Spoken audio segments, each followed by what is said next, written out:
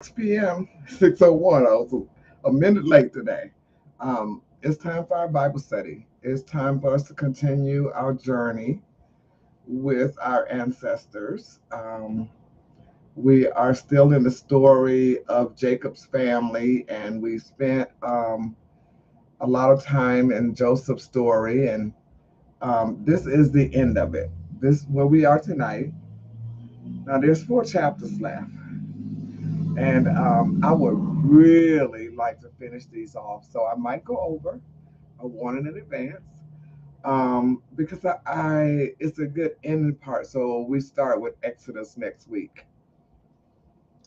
All of this that we're reading right now is the setup for the next part of God's people's journey. It's the next part of the Israelites' journey. So I'm going to start with 46. I'm going to try to just read mostly because um, well, we'll see how it goes. I want to finish this up, though. I want to finish the book of Genesis up. So we're in Genesis 46, and here's how it reads. So Jacob set out for Egypt. Oh, I can't just start there. So the brothers have come back to Egypt for the second time to get food. And of course, they have to go to Joseph to get this food. Joseph, the one that they threw in the cistern and then sold into slavery,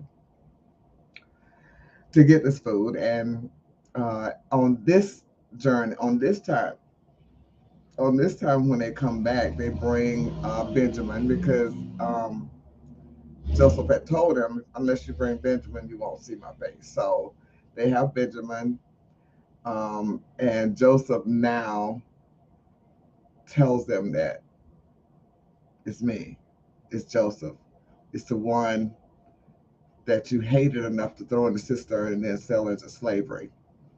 I'm your brother. And of course, the brothers are very concerned because they know what they've done to their brother. But Joseph is very forgiving.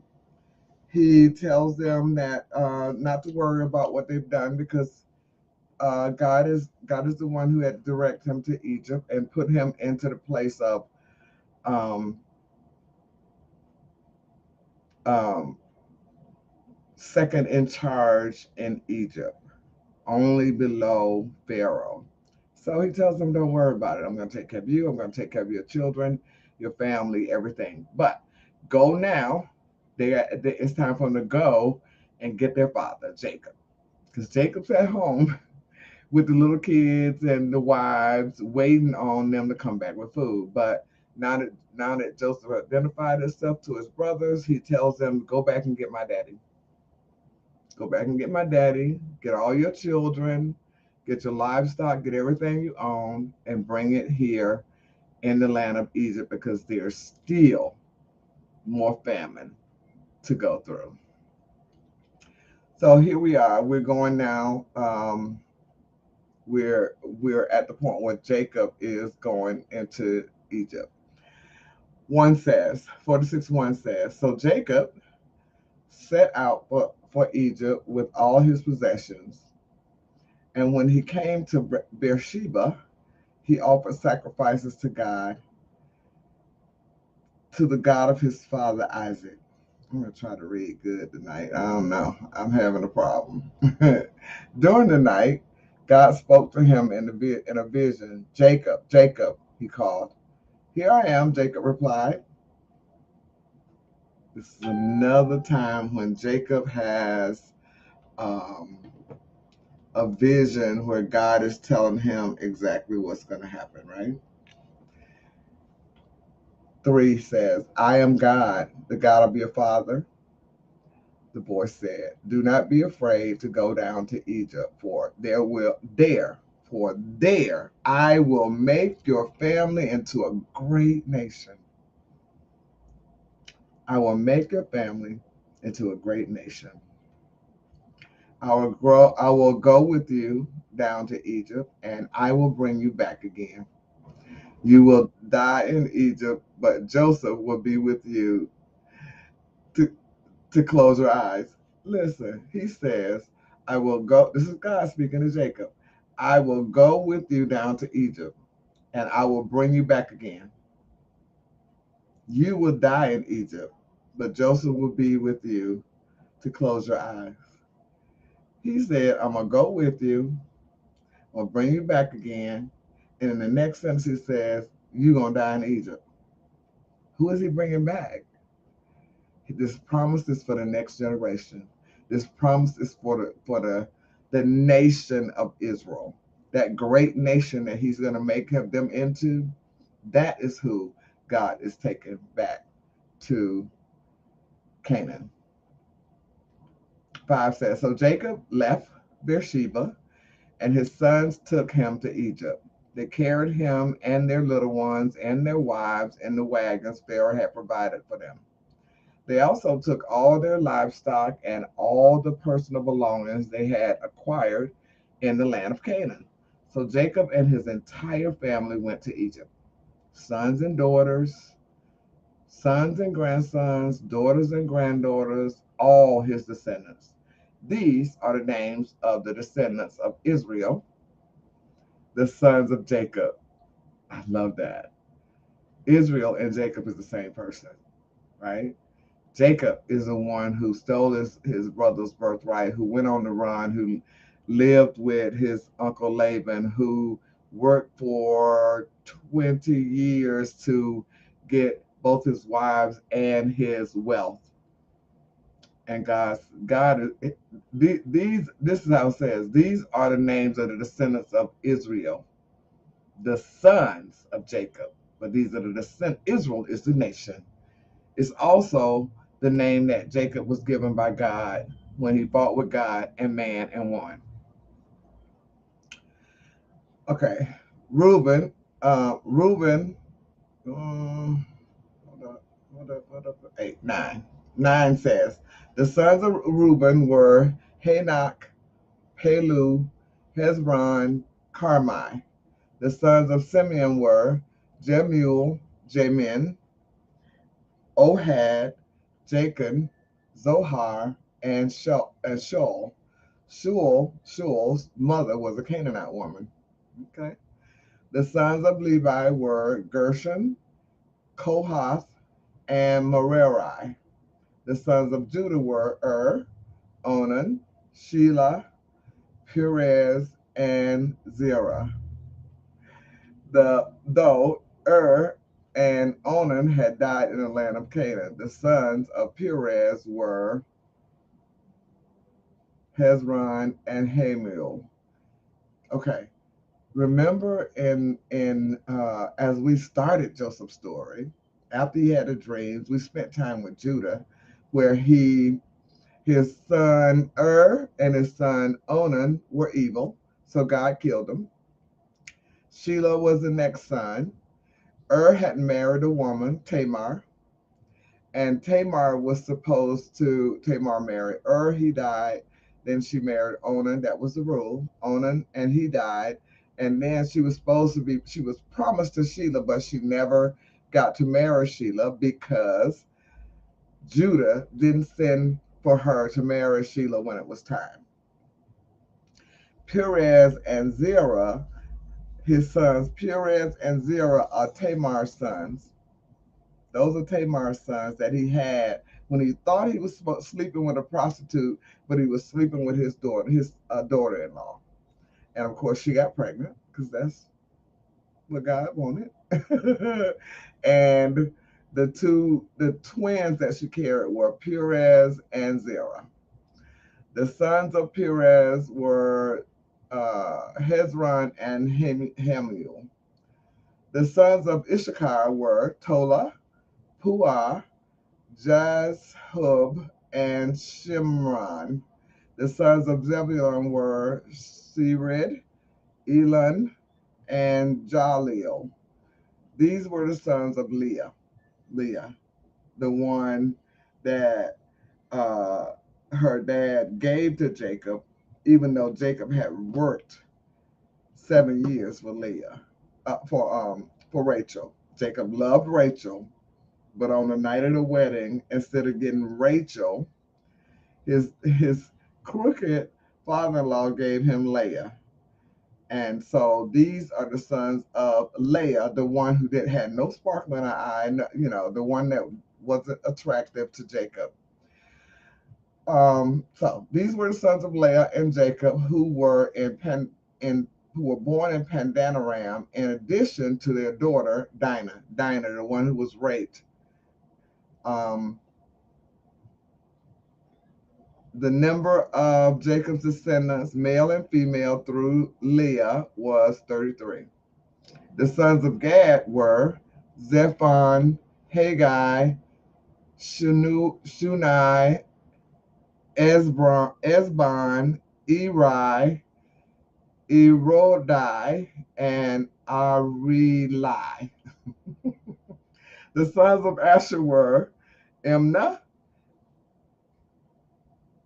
Ishba, Ishbai, and Bariah. Their sister was Sarah. Bariah's sons were Heber and Bel. Were Malchiel. Malchiel. It's the best I can do. These were the sons of Zilpah, the servant given to Leah by her father Laban. The number of Jacob's descendants through Zilpah was 16. The sons of Jacob's wife Rachel were Joseph and Benjamin.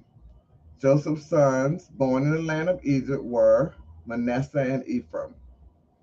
Their mother was Asenath, daughter of Potipharah, the priest of On. Benjamin's sons were Bela, Becher, Ashbel, Gera, Naaman, Ehi, Rosha,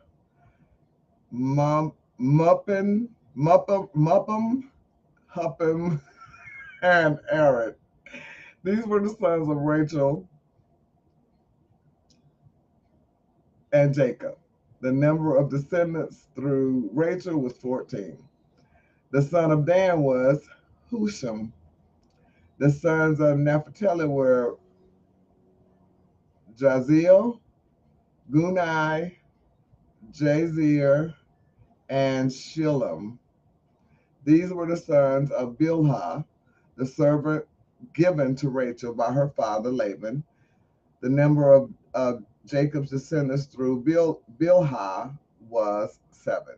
Bilhah was the one that Jacob's oldest son Reuben slept with. 26. The number of Jacob's direct descendants who went with him to Egypt, not counting his sons' wives, was 66. 66. In addition, Joseph and two sons who were born in Egypt. So altogether, there were 70 members of Jacob's family in the land of Egypt. When they went into the land of Egypt, there was only 70 of them. Remember what God said? Remember what God said at Beersheba? He said to Jacob that he would make him a great nation. He said he would make him a great nation. They only started out with 70 people.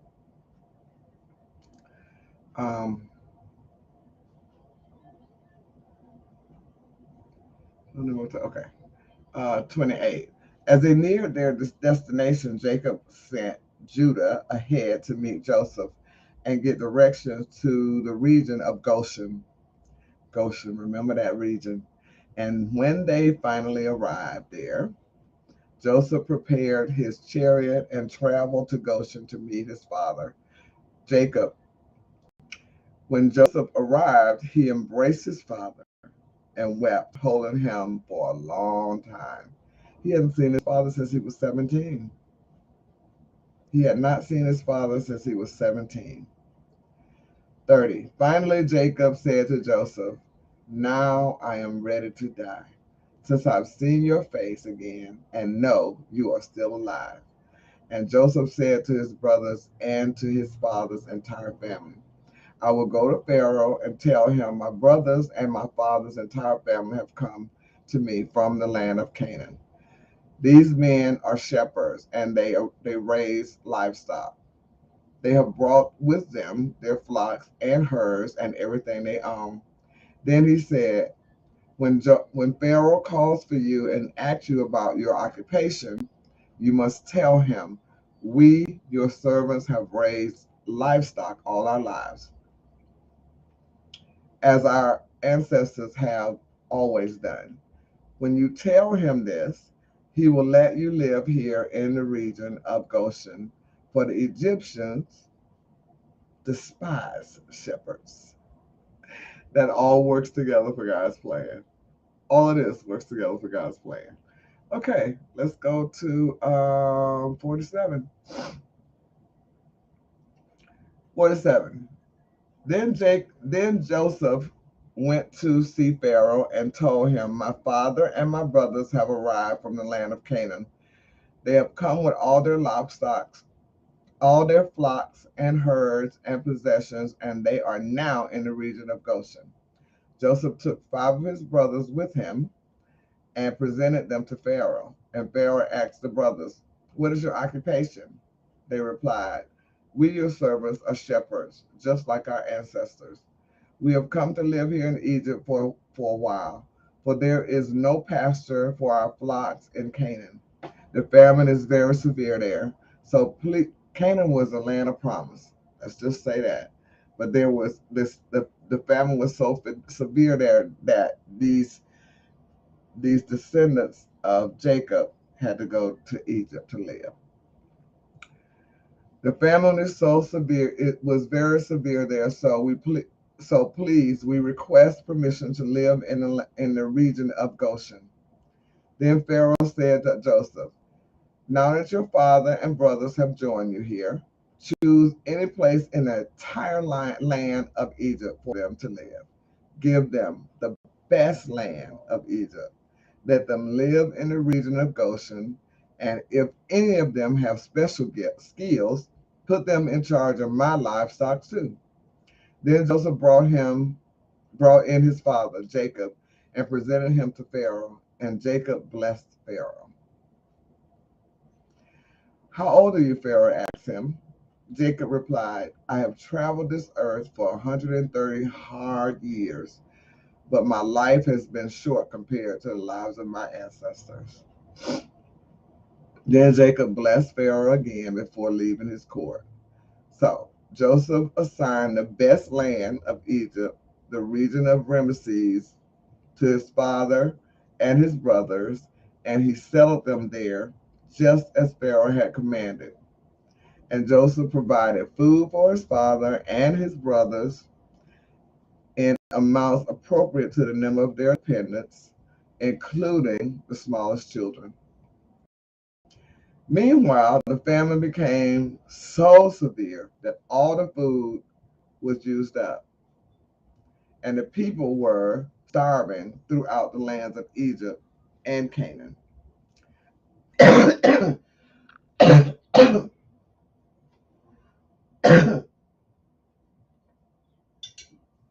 Excuse me. By selling grain to the people, Joseph eventually collected all the money in Egypt and Canaan, and he put the money in Pharaoh's treasury. When the people of Egypt and Canaan ran out of money, all the Egyptians came to Joseph. Our money is gone, they cried, but please give us food, or we will die before your very eyes. Joseph replied, since your money is gone, bring me your livestock. I will give you food in exchange for your livestock. So they brought their livestock to Joseph in exchange for food. In exchange for their horses, flocks, and sheep, and goats, herds of cattle, and donkeys, Joseph provided them with food for another year. But that year ended, and the next year they came again and said, we cannot hide the truth from you, my lord. Our money is gone, and our livestock and cattle are yours. We have nothing left to give but our bodies and our land. Why should we die before your very eyes? Buy us and our land in exchange for food. We offer our land and ourselves as slaves for Pharaoh. Just give us grain so we may live and not die. And so the land does not become empty and desolate. So Joseph bought all the land of Egypt for Pharaoh. All the Egyptians sold him their fields because the famine was so severe, and soon all the land belonged to Pharaoh. Hmm. All the land of Egypt belonged to Pharaoh. As far as the people, he made them all slaves, from one end of Egypt to the other. These are Egyptians that are now slaves to Pharaoh because they had to sell themselves for food. 22. The only land he did not buy was the land belonging to the priests. They received an allotment of food directly from Pharaoh, so they did not need to sell their land. When Joseph said to the people, look, today I have bought you and your land for Pharaoh. I will provide you with seed so you can plant the fields. Then, when you harvest it, 1/5 of your crop will belong to Pharaoh. You may keep the remaining 4/5 as seed for your fields and as food for you, your households, and your little ones. You have saved our lives, they exclaimed. May it please you, my lord, to let us be Pharaoh's servants. Joseph then issued a decree still in effect in the land of Egypt that Pharaoh should receive 1/5 of all the crops grown in on his land. Only the land belonging to the priests was not given to Pharaoh. Meanwhile, the people of Israel settled in the region of Goshen in Egypt. There they acquired property and they were fruitful, and their population grew rapidly. It was only 70 of them when they went in there. But God said he was going to make them into a great nation in this land of Egypt. And so here we started. It says there they acquired property and they were fruitful and their population grew rapidly. Jacob lived 17 years after his arrival in Egypt, so he lived 147 years in all. As the time of his death drew near, Jacob called for his son Joseph and said to him, please do me this favor. Put your hand under my thigh and swear that you will treat me with unfailing love by honoring this last request. Do not bury me in Egypt. And whenever I read that, I remember Mama saying, I grew up in Georgia, and she lived in Georgia until she was too old to live alone, and then she had to come to Michigan, where myself and my mother uh, took care of her. And so when she was getting close to death, she said, don't bury me in Michigan. Take me back to where my people are. Don't bury me in this cold ground in Michigan. And we didn't. 30. When I die, please take my body out of Egypt and bury me with my ancestors. So Joseph promised, I will do as you ask. Swear that you will do it, Jacob insisted. So Joseph gave his oath, and Jacob bowed humbly at the head of his bed. 48. 48. One day, not long after this, word came to Joseph, your father is failing rapidly. So Joseph went to visit his father, and he took with him his two sons, Manasseh and Ephraim. When Joseph arrived, Jacob was told,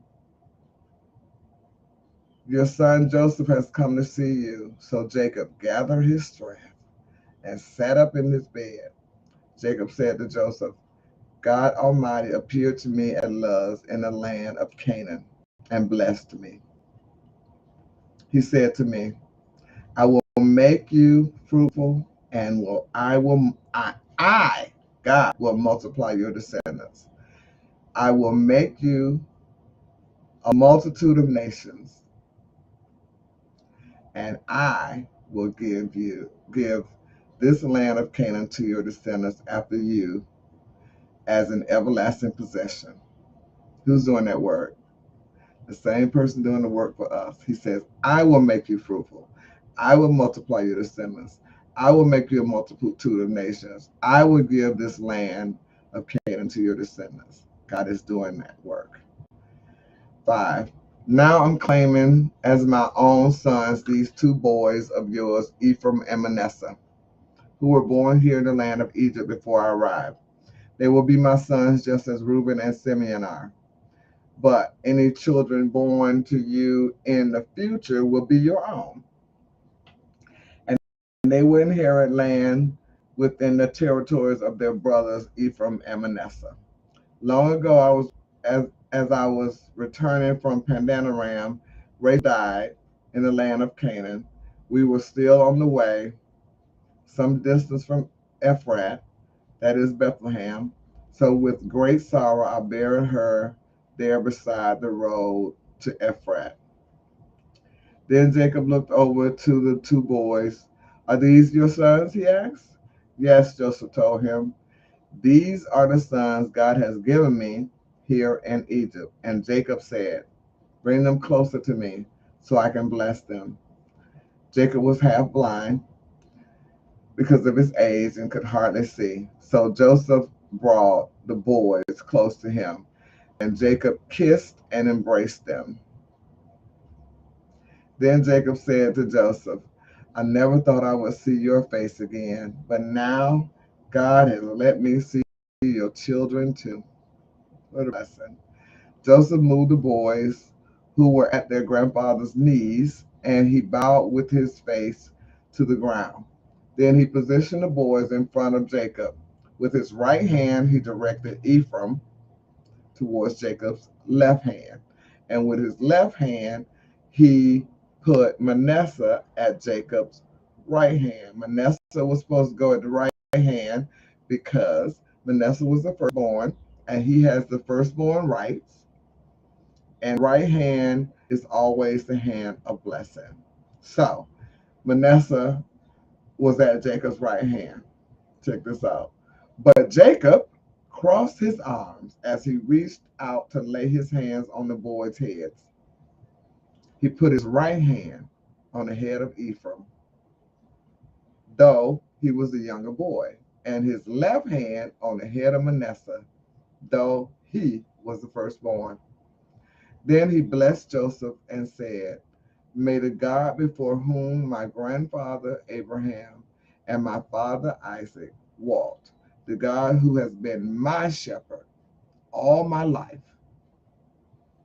to this very day, the angel who has redeemed me from all harm, may he bless these boys. May they preserve my name and the names of Abraham and Isaac, and may their descendants multiply greatly throughout the earth.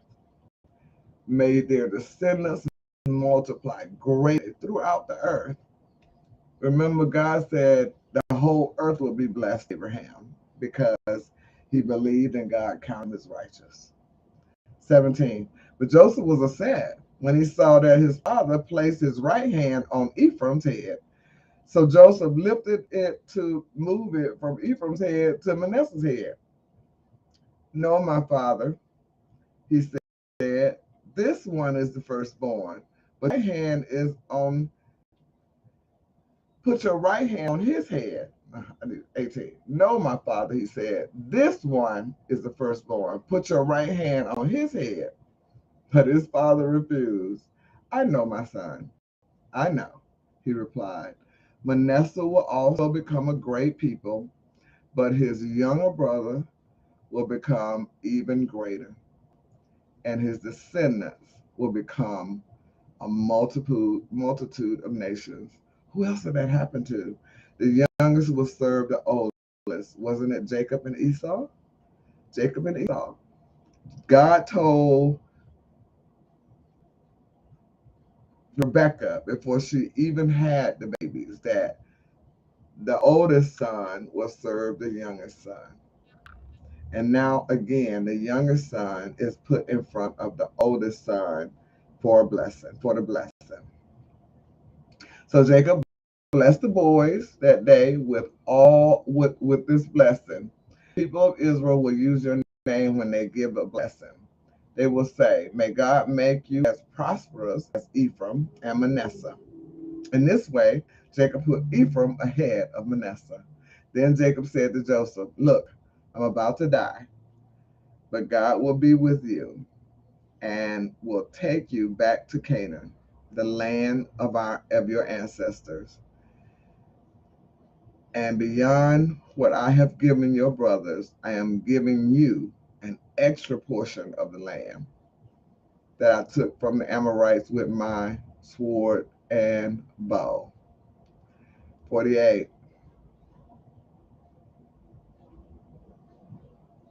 That was 48. 49. 49. Then Jacob called together all his sons and said, "Gather around me, and I will tell you what will happen to each of you in the days to come. Come and listen, you sons of Jacob. Listen to Israel, your father. Come and listen, you sons of Jacob," because it was Jacob who had these babies. But Jacob is now Israel, and that is their father. 3. Reuben, you are my firstborn, my strength, the child of my vigorous youth. You are first in rank and first in power, but you are as ruly as a flood, and you will be first no longer. For you went to bed with my wife, and you defiled my marriage couch. 5. Simeon and Levi are two of a kind. Their weapons are instruments of violence. Remember, it was Simeon and Levi who went in and killed all the people, all the men, uh, in the land where Dinah was raped. He told him they told him, okay, but you got to get circumcised. And while they were healing from the circumcision, Simeon and Levi went in and killed them all. Uh, 6. May I never join in their meetings. May I never be a part of their plans. For in their anger, they murdered men and they crippled oxen just for sport. A curse on their anger, for it is fierce. A curse on their wrath, for it is cruel. I will scatter them among the descendants of Jacob. I will disperse them throughout Israel. 8. Judah. Judah, your brothers will praise you. You will grasp your enemies by the neck. All your relatives will bow before you. Judah, my son, is a young lion that has finished eating its prey. Like a lion, he crouches and lies down, like a lioness who dares to rouse him. The scepter will not depart from Judah, nor the ruler's staff from his descendants, until the coming of the one to whom it belongs, the one whom all nations will honor. That's Jesus, y'all. Jesus is from the tribe of Judah. Jesus is the Lion of Judah. Judah is the one who King David and all the descendants of the king came through. 11 says he ties his foal to the grapevine, the coat of his donkey to a choice vine. He washes his clothes in wine. He robes his robes in the blood of grapes. I don't understand all that, but when we need to understand it, God will make it clear. His eyes are darker than wine, and his teeth are whiter than milk. That's all about Jesus. That's all about Jesus. All of this, all the journey that's been taken so far, is all about getting Jesus into a human body so that he can sacrifice himself for us. That's all this is about. Okay. 13. Zebulun will settle by the seashore and will be a harbor for ships. His borders will extend to Sidon. Issachar is a sturdy donkey resting between two saddle packs. I don't know. I don't understand all of this, but when it's time for us to understand it, we will. When he sees how good the countryside is and how pleasant the land, he will bend his shoulder to the load and submit himself to hard labor. Dan will govern his people like any other tribe in Israel. Dan will be a snake beside the road, a poisonous viper along the path that bites the horses' hooves as its riders is thrown off. I trust in you for salvation, O Lord. I trust in you for salvation, O Lord. Gad will be attacked by marauding bands, but he will attack them when they retreat. Asher will dine on rich foods and produce food fit for kings. Naphtali is a doe set free that bears beautiful fawns. Joseph is the foal of a wild donkey, the foal of a wild donkey at a spring. One of the wild donkeys on the ridge. Archers attack him savagely. They shoot at him and harass him, but his bow remained taut, and his arms were strengthened by the hands of the mighty one of Jacob, by the shepherd, the rock of Israel. The mighty one of Jacob, the shepherd, the rock of Israel, all Jesus. And this is about, I believe, it's talking about Joseph being thrown into slavery and all that he had, all the attacks that were put on him, but he still survives. He survives, and he's strengthened by the hand of the mighty one of Jacob, by the shepherd, by the rock of Israel, by God. May the God of your father help you. May the Almighty bless you with the blessings of the heavens above and blessings of the watery depths below, and blessings of the breast and womb. May my fatherly blessings on you surpass the blessings of my ancestors, reaching to the heights of the eternal hills. May these blessings rest on the head of Joseph, who is a prince among his brothers. He was a prince in Egypt. Benjamin. Benjamin is a ravenous wolf, devouring his enemies in the morning and dividing his plunder in the evening. Benjamin. These are the 12 tribes of Israel. And this is what their father said as he told his sons goodbye. He blessed each one with an appropriate message.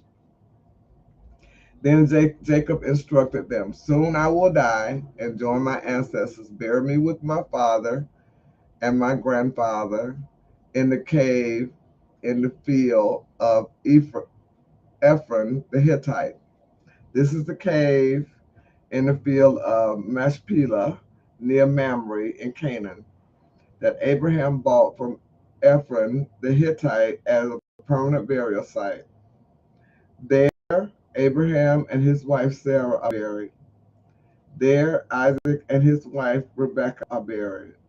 And there, I buried Leah. Leah finally gets the rights of a wife. Rachel don't belong in this burial site. Leah was Jacob's wife. And Leah is the one who gets to be buried in the cave where Abraham buried his wife, Isaac buried his wife, and now Jacob buried his wife Leah, not Rachel. Rachel is buried on the side of the road. That's not funny. I'm sorry. It is a plot of land and the cave that my grandfather Abraham bought from the Hittites. Then when Jacob had finished his charge to his sons, he drew his feet into the bed, breathed his breathed his last, and joined his ancestors in death. And joined his ancestors in death. We all got to join our ancestors in death, and that is what Jacob. So Jacob is gone. Uh, Hi, Debbie. Happy Fourth. Okay, we're in 50. I'm gonna make it through all these. 6:22. I'm gonna make it through all of these so we can start with Exodus next week and start the next part of the journey of the Israelites. So we've read parts of this already at the beginning of Joseph's story, but here it is in full context. Joseph threw himself on his father and wept over him and kissed him. Then Joseph told the physicians who served him to embalm his father's body. So Jacob was embalmed. The embalming process took the usual 40 days. 40 days to embalm. Okay. And the Egyptians mourned his death for 70 days. When the period of mourning was over, Joseph approached Pharaoh's advisors and said, "Please do me this favor and speak to Pharaoh on my behalf. Tell him that my father made me swear an oath. He said to me, 'Listen, I'm about to die. Take my body back to the land of Canaan and bury me in a tomb I prepared for myself. So please allow me to go and bury my father. After his burial, I will return without delay.' Pharaoh agreed to Joseph's request. 'Go and bury your father as he made you promise,' he said. So Joseph went up to bury his father. He was accompanied by all of Pharaoh's officials, all the senior members of Pharaoh's household, and all the senior officers of Egypt.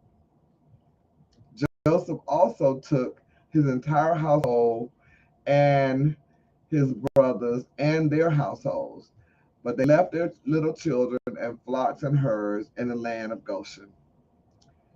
A great number of chariots and charioteers accompanied Joseph.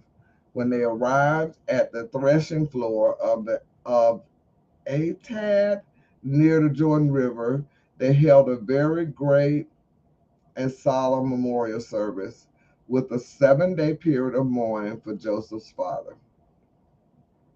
The local residents, the Canaanites, watched them mourning at the threshing floor of Atad. When then they renamed that place, which is near the Jordan, Abel Mizraim, for they said, "This is the place of deep mourning for these Egyptians." It wasn't even Egyptians. I mean, there were Egyptians there, but the mourning was for an Israelite. So Jacob's sons did as he commanded them. They carried his body to the land of Canaan and buried him in a cave in the field of Machpelah near Mamre. This is the cave that Abraham had brought as a permanent burial site from Ephron the Hittite. After burying Jacob, Joseph returned to Egypt with his brothers and all who had accompanied him to his father's burial. But now that their father was dead, this is the part we've gone through a few times. Now that their father was dead, Joseph's brothers became fearful. Now Joseph will show his anger and pay us back for all the wrong we did to him, they said. So they sent this message to Joseph. Before your father died, he instructed us. Did you see that anywhere in scripture? That didn't happen. He instructed us to say to you, please forgive your brothers for the great wrong they did to you, for their sins in treating you so cruelly. So we, the servants of the God of your father, beg you to forgive our sins. When Joseph received the message, he broke down and wept. Why would he wept? Why would he have wept? Could it be that he was disappointed that they, lied to him first and foremost, because he knew that was a lie. His father had no idea what happened to him. And he thought he had gained some ground in their relationship, right? The relationship with his brothers had for 17 years they had been brothers in the land of Egypt. So I'm sure Joseph was very disappointed. Then his brothers came and threw themselves down before Joseph. Look, we are your slaves, they said. But Joseph replied, don't be afraid of me. Am I God that I can punish you? You intended to harm me, but God intended it all for good. He brought me to this position so I could save the lives of many people. No, don't be afraid. I will continue to take care of you and your children. So he reassured them by speaking kindly to them. 22. So Joseph and his brothers and their families continued to live in Egypt. Joseph lived to the age of 110. Hmm. He lived to see three generations of descendants of his son Ephraim, and he lived to see the birth of the children of Manasseh's son Machir, whom he claimed as his own. Soon I will die, Joseph told his brothers, but God will surely come to help you and lead you out of this land of Egypt. He will bring you back to the land he solemnly promised to give to Abraham, to Isaac, and to Jacob. Then Joseph made the sons of Israel swear an oath, and he said, when God comes and help you and leads you back, you must take my bones with you. Take his bones. So Joseph died at the age of 110. The Egyptians embalmed him, and his body was placed in a coffin in Egypt. That is the end of Joseph's story. That is the end of a long journey that they took in order to well, okay, God said, let me go back. I gotta get my Bible because I've been thinking about this all day, but I didn't look it up, but I know where it is. God said to Abraham, when he called Abraham, he said, um,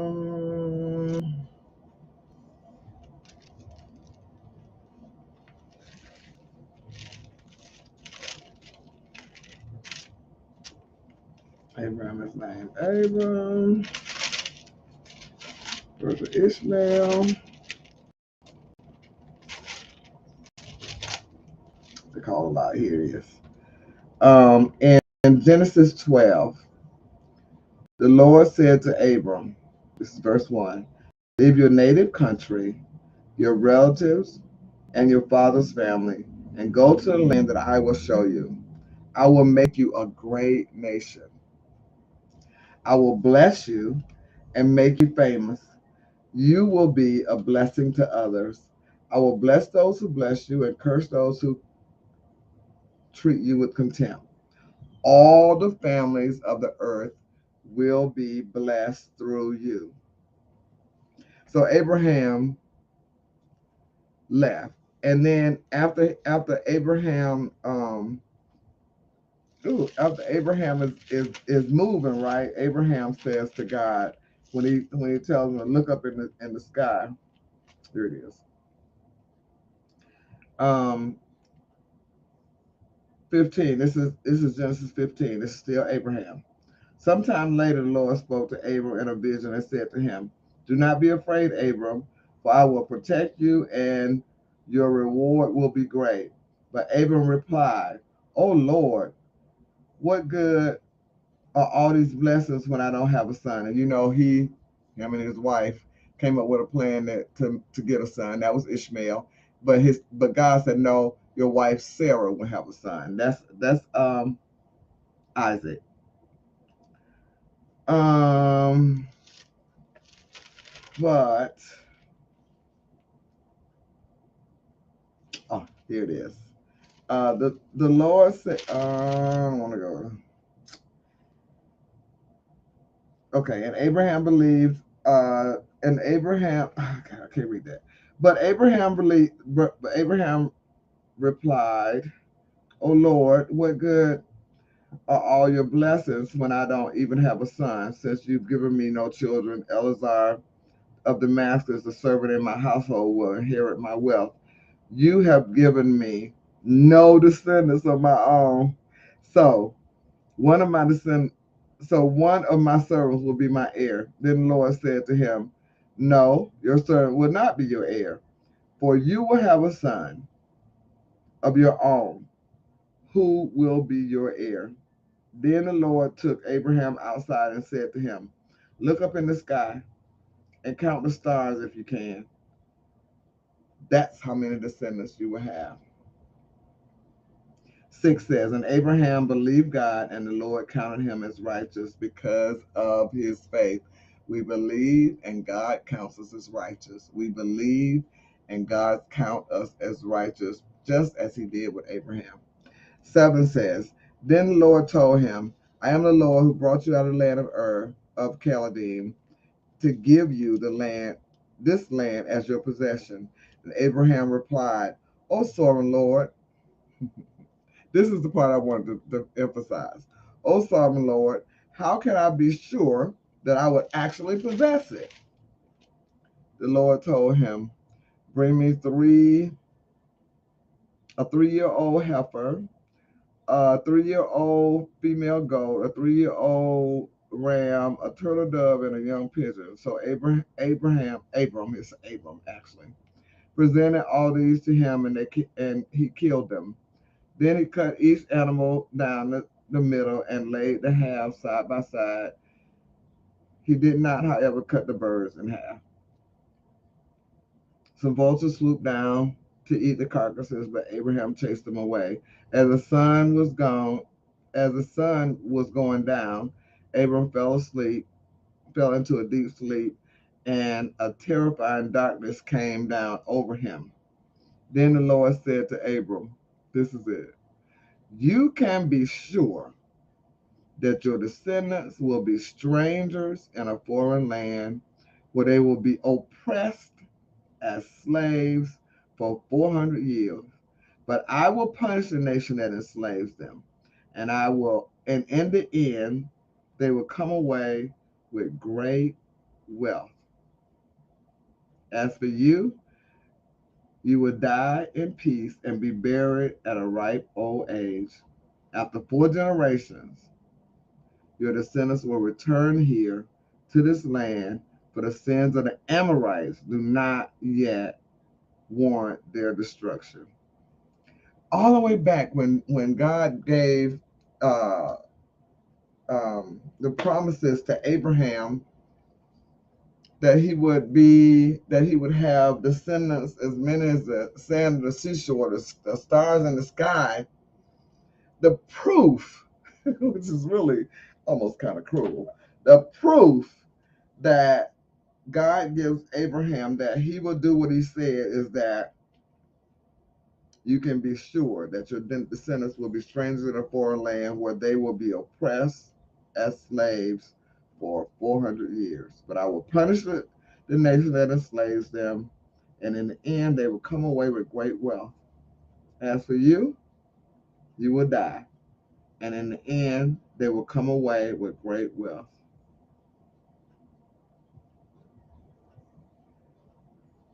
After 4 generations, your descendants will return here to this land for the sin of the Amorites. Do not yet warn their destruction. The Amorites are in the land right now. The setup that we just read, what we read today, uh, Genesis 46, 47 through 50, is getting them ready for this 400 years of slavery.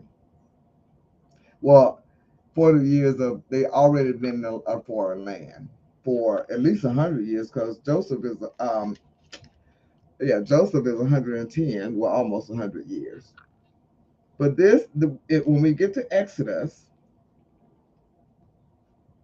it's a record of the events, of Israel's deliverance from Egypt and the development as a nation.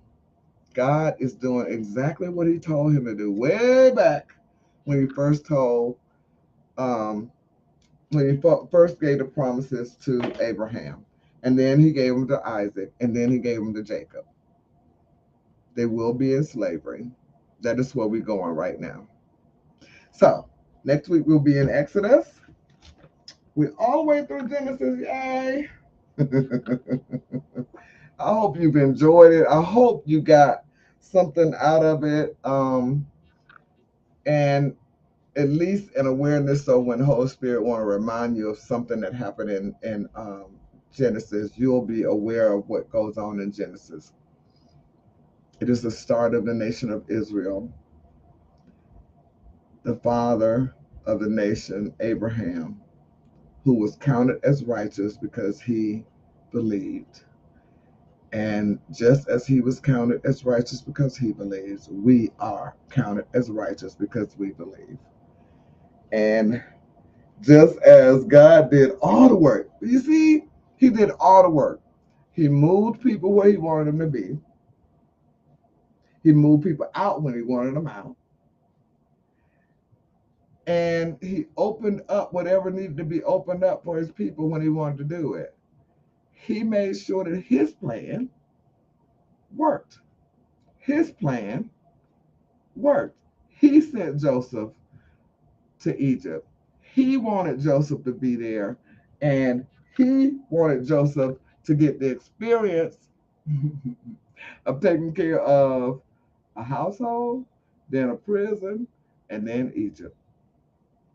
It was all God's plan. It was all God's plan. Not Jacob's plan, not Joseph's plan, not his 10 brothers' plan. It was his plan. It was God's plan. And God made sure his plan worked. And now he's moving into another part of his plan where his people will grow. You see that in this last chapter that they were already growing rapidly. They were already growing rapidly. They started out with 70 people in the land of Egypt. And watch how they come out. Watch how God worked in their lives. And watch how God does not always work in pretty easy stuff. They're going to go through some very traumatic experiences, just as Joseph did, just as Jacob did. They have to learn who God is, and we never learn anything when stuff is good. We just enjoy the moment and keep moving. Well, we're going to see God teach them something about who he is as we start in Exodus next week. So, I love you guys, and I will see you tomorrow for Good News at Noon. Good News at Noon. Have an amazing evening. I love you, and bye.